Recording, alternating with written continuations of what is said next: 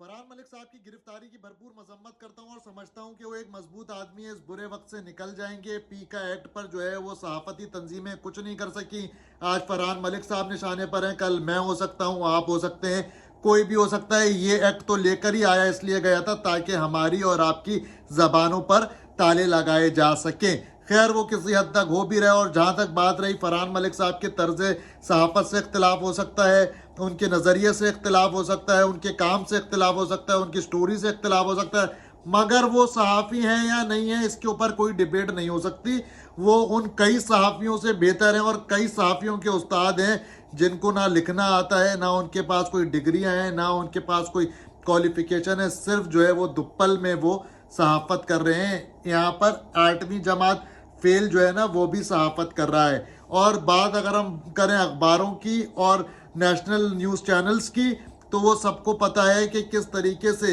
حکومت کے حق میں باتیں کرتے ہیں۔ کوئی بھی جو ہے وہ لوکل پبلک کی بات نہیں کر رہا، سب جو ہے وہ ایوانوں کی، سیاسی جماعتوں کی، اس نے یہ بول دیا، اس نے یہ کر دیا، اس کی چیز کے اوپر بات ہو رہی ہے۔ فرحان ملک صاحب کی کوالٹی یہ تھی کہ وہ گلی محلے گاؤں دیہاتی گاؤں کی بات کرتے تھے، بالکل نچلے سطح کے اوپر جو ہے وہ لوگوں کے جو عوامی مسائل تھے ان کے اوپر بات کرتے تھے۔ سما کے اندر جو ہے وہ خاص طور پہ جب نیشنل کسی نیوز چینل کے اوپر کراچی شہر کی خبریں نہیں چلتی تھی، تو سما وہ واحد ان کے دور کے اندر نیوز چینل تھا جو کراچی شہر کی خبریں چلاتا تھا۔ اب کراچی شہر کی خبریں آپ کو کہیں پر بھی بلیٹن کے شروع میں کسی نیشنل نیوز چینل کے اوپر نہیں دکھائی دے گی، کیونکہ تمام تر میڈیا انڈسٹری جو ہے وہ پنجاب اورینٹڈ ہے، اور تمام تر چینلز کے جو ہیڈ آفیسز ہیں وہ اب پنجاب منتقل ہو چکے ہیں۔ کراچی اب میڈیا ہب نہیں رہا، تو کراچی شہر کی تو کوئی بات کرتا نہیں۔ فرحان ملک صاحب ایک وہ واحد نیوز ایگزیکٹو تھے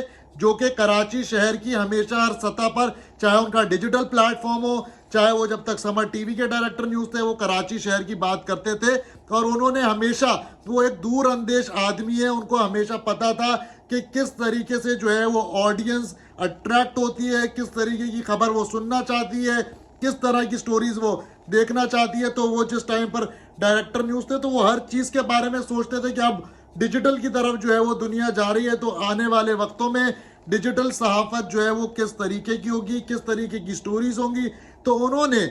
ایک وہ ریولوشن لے کر آئے اس دور کے اندر، جو کہ لوگوں کو بڑا منفرد لگتا تھا، لوگوں کے لیے ایکسیپٹیبل نہیں تھا کہ بھائی یہ کس طریقے کی سٹوریز جو ہے وہ کرتے ہیں، یہ کس طریقے کی بات کرتے ہیں، کیونکہ انہوں نے جو ہے وہ بیریئرز بریک کیے، اور وہ ایک بالکل ڈیفرنٹ طریقے کی جو ہے وہ صحافت انہوں نے شروع کی، اور وہ صحافت کے اندر انوویشن، کریٹیوٹی لے کر آئے۔ کہیں نہ کہیں فرحان ملک صاحب سے میں بھی بہت ساری چیزوں پر نظریاتی یا صحافت کے حوالے سے اختلاف رکھ سکتا ہوں، لیکن وہ ایسے صحافی ہیں جو اپنے جب پیک پر تھے تو لوگ ان کے ساتھ کام کرنا چاہتے تھے، لوگ چاہتے تھے کہ ہمارے ساتھ فرحان ملک صاحب کا نام جڑے، کہ ہم نے فرحان ملک صاحب کے ساتھ کام کیا ہے۔ بڑے بڑے لوگ جو ہیں وہ ان کے ساتھ کام کرنا چاہتے تھے، مگر جس کو موقع نہیں ملا وہ کسی نہ کسی حسد میں رہا، اور جس کو موقع ملا اس کے بھی کہیں نہ کہیں ان کے ساتھ اختلافات ہو سکتے ہیں، کیونکہ جب آپ کام کرتے ہیں تو اختلافات ہوتے ہیں۔ لیکن فرحان ملک صاحب جو ہیں وہ ایک نڈر صحافی ہیں،